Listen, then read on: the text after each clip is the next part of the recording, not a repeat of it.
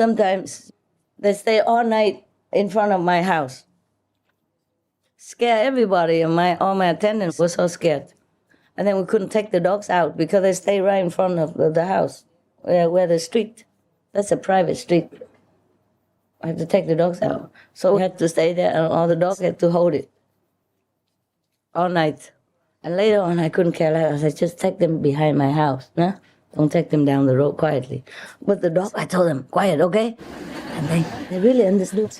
Normally they come out, whoa, whoa, whoa, whoa, all of them barking at all the leaves that falling from the trees and the mouse shadow or, the cat's tail, whatever.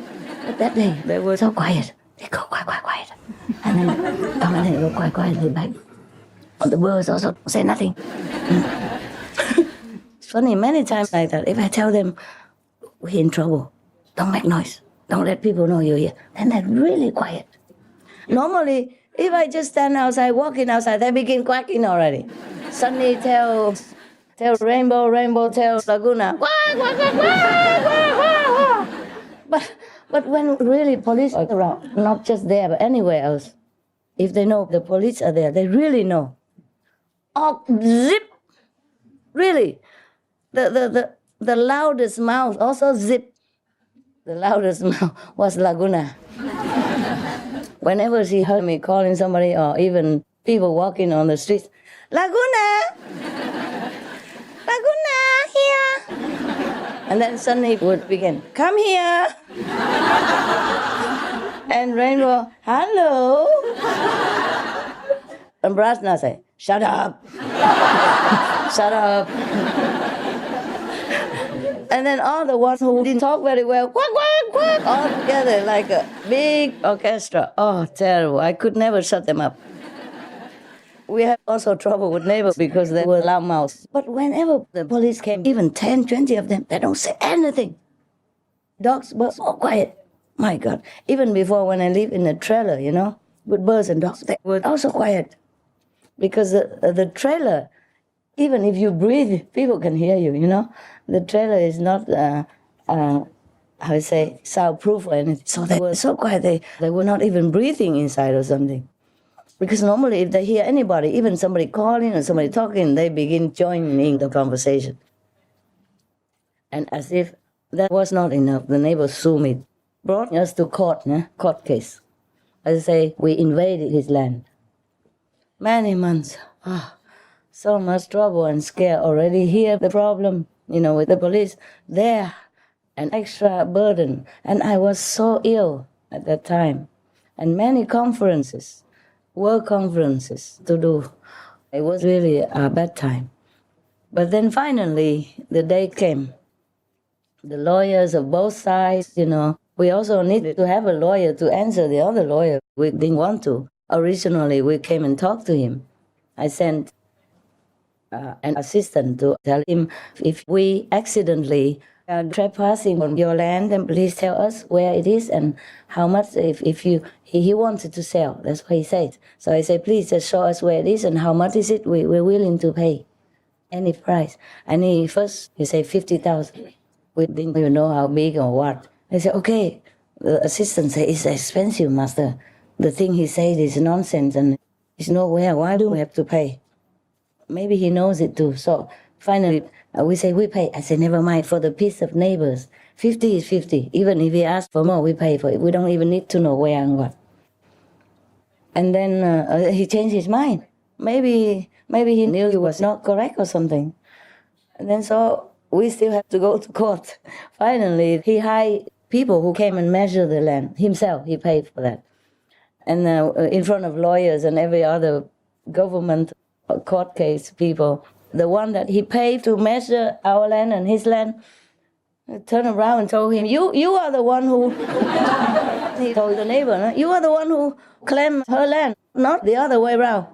And then he was kind of embarrassed and he didn't know what to do for a while. And then he said, you don't know how to measure. I got somebody else to go and measure again. He blamed the guy for not knowing how to measure. But since then, he never called anybody to measure again. So we had peace for a while, but we didn't dare to drive in front of his house anymore. We went the other way, a little bit further and more zigzag. Normally I don't like that because it's more curvy, and make my stomach kind of uncomfortable sometimes. The road that goes in front of his house, even though his house is further on the mountain, it's not like immediately on the road. He still can see us. So he sometimes was spying or something. Whenever I was there, he knew. When I had gas, he called the police again. So from that time, we didn't go in front of his property. We go the other way, even though it's less nice. Then we have more peace. Why did I tell you? Why? What was it before? One person.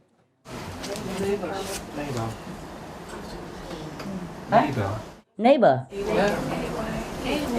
Oh, AY. Yeah. Oh, that's a story. And the newspaper and everything. And even Monaco seemed not to welcome me anymore. Normally I give donations to the Red Cross or to some of the old people home in there, or here too. And the last check they returned after the newspaper. It's so easy to believe newspaper, isn't it?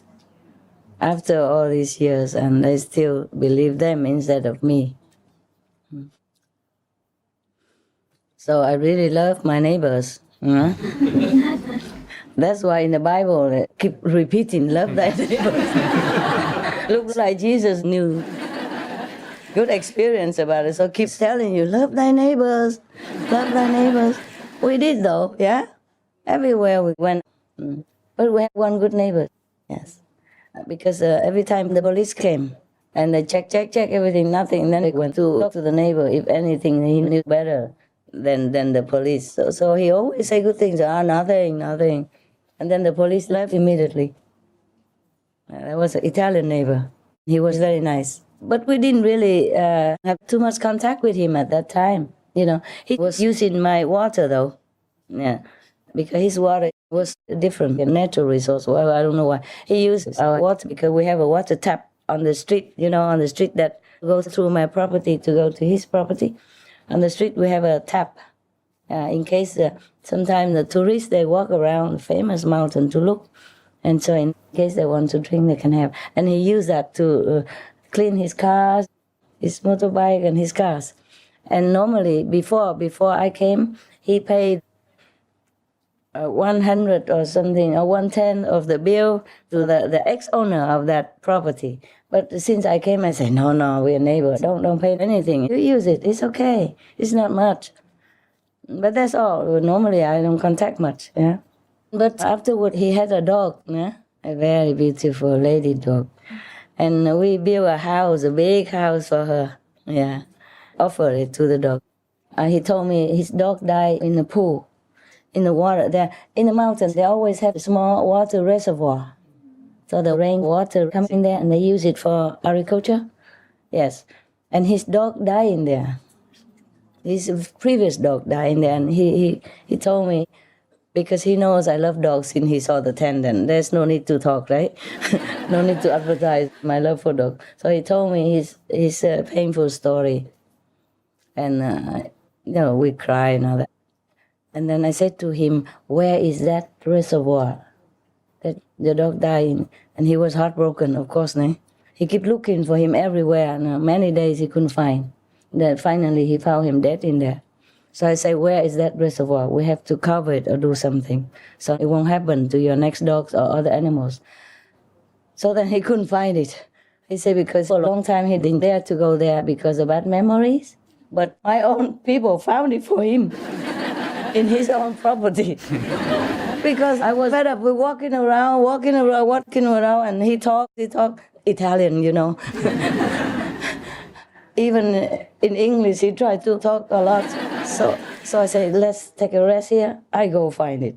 So I separated myself a little bit, and then suddenly my assistant found it. It's very big, and some animals would come and drink from it, so we didn't want to cover it. So I made like a ladder, iron metal stairs, using these kind of very hard fence, very hard that can just stand up by itself, to put it slanted from the top, the mouth of the reservoir, all the way to the bottom. So any animals fall in there, they can always grab onto it and climb up. It's not a big ladder, you see. You see, there are some kind of fencing. They're very hard. That one piece like this, and it's like this, very hard. You can make a gate by itself. Understand? It's not those soft and rolling ones. It's the one that's made with metal sticks. Yeah, they weld it together. Yeah, very hard. It just stands strong. You can make a gate out of it, without any support around. They sell it one piece like this, and I make gates sometimes with it. So we put that, and then afterward he was happy. We made also the house for his dog. But it's not because of that he's nice. He was nice before that. He's just a good neighbor. The police thought because he lived nearby like that, he would know something about us. So they came and asked, and every time they asked him, it's nothing. So they trusted him and they left. Yeah. So still, there are some neighbors to love, yes. But even after he sued us, I still asked an assistant to bring some gifts, like chocolate stuff, cakes and stuff for him. And then still it didn't resolve well. Afterward, he lost the case and he had to pay for his lawyer. Before, he already threatened us that we had to pay for his lawyer and everything else. I said, yes, we pay everything. And pay for the land that we accidentally, not knowingly, taken from you. Just tell us. And then later, it was not. It was the opposite. So he had to pay for his lawyer, for the measuring people, and for my lawyer as well, and all the court case expenses. So since then, he didn't say anything anymore. It's good that the court was very fair, so you can trust. Okay, but I don't know why I told you this stuff. Before that, what was it that made me tell you this? R-A-Y-B-Y. Okay, now you know the A and B.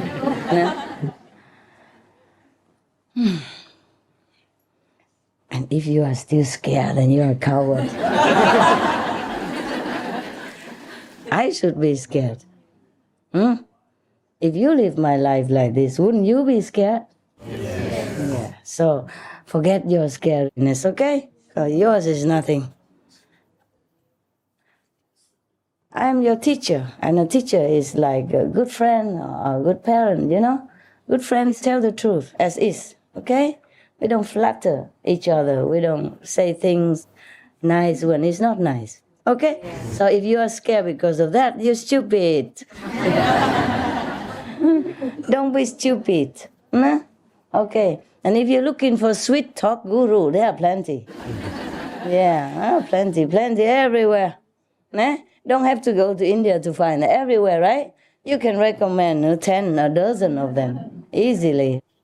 I'm not one of those. Yeah, I told you already. You've been warned since the beginning, okay? Like, if you don't meditate 2.5 hours, or if you break the precepts, then you don't come to group meditation.